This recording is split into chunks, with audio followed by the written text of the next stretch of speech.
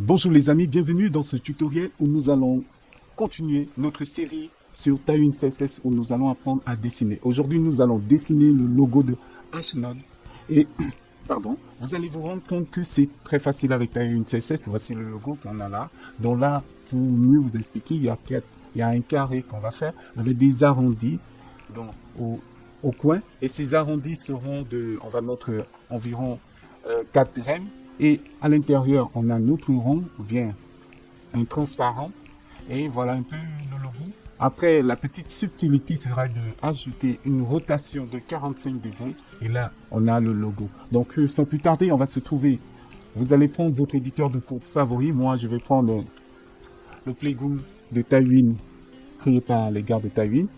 Ok. Moi, qu'est-ce que je vais faire? Je vais supprimer tout ce qui est à l'intérieur. Voilà, je supprime l'arrière-plan. Je vais supprimer. Après, je flexible code, je supprime justify center. Ok, c'est bien.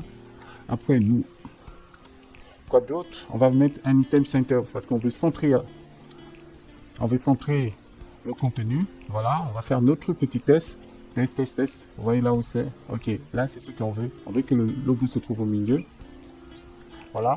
À l'intérieur, nous allons ajouter une div de notre logo. Ben, on va mettre logo. Après, la hauteur du logo sera de combien? Moi, je vais mettre la hauteur à 68 pixels. Tant pour moi, pas 68 pixels. La hauteur à 68. Très bien. Et après, quoi d'autre? À 68 et ils ont 64 tant pour moi. Ok, comme Tailwind CSS. Donc, la hauteur à 64 et la largeur aussi à 64. Donc, 64. Là, on a déjà notre carré. Et l'arrière-plan sera background. La couleur de l'arrière-plan sera bleu. Donc, bleu 700. Très bien. Je fais une tabulation. Voilà notre carré. Après ça, qu'est-ce que nous allons faire? À l'intérieur, nous allons ajouter un rond. Donc, un sec. Un sec de 28 H. La hauteur sera de 28. La hauteur. Donc, la hauteur 28.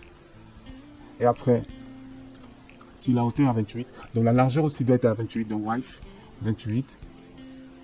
Là, on a déjà la hauteur 28 et un arrière-plan blanc, white. Après, je fais une tabulation, vous voyez là, il est ici. Mais nous, on va le centrer. Comment centrer avec Tailwind CSS? Facile, nous allons utiliser des flexbox, donc flex, justify. Donc justify, on va centrer horizontalement, voilà, il est décalé, et là on va centrer verticalement, donc avec item center. Voilà, on a notre carré qui est centré. On a déjà nos deux carrés. Quoi d'autre il faut faire? Ici, nous on veut que ça soit un sec, donc on va faire un rounding. Désolé, c'est pas trop bon en anglais. Full. Donc voilà, et là, on a notre sec. Et notre carré, vous allez voir la petite subtilité. Le grand carré, il faut ajouter des arrondis au coin.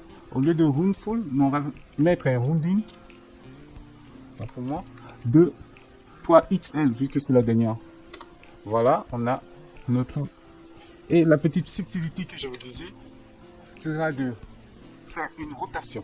Sur Alpine.js, vous allez voir quelque chose rotate. On va faire une rotate de 45 degrés. Vous voyez, là, on a notre rotation de 45 degrés. Là, c'est bien. Mais qu'est-ce qui manque? Vous allez vous rendre compte que ça ne ressemble pas vraiment à notre logo. Donc, nous, on va essayer de customiser. Quand je dis de customiser, donc personnaliser, le rounding de 3XL.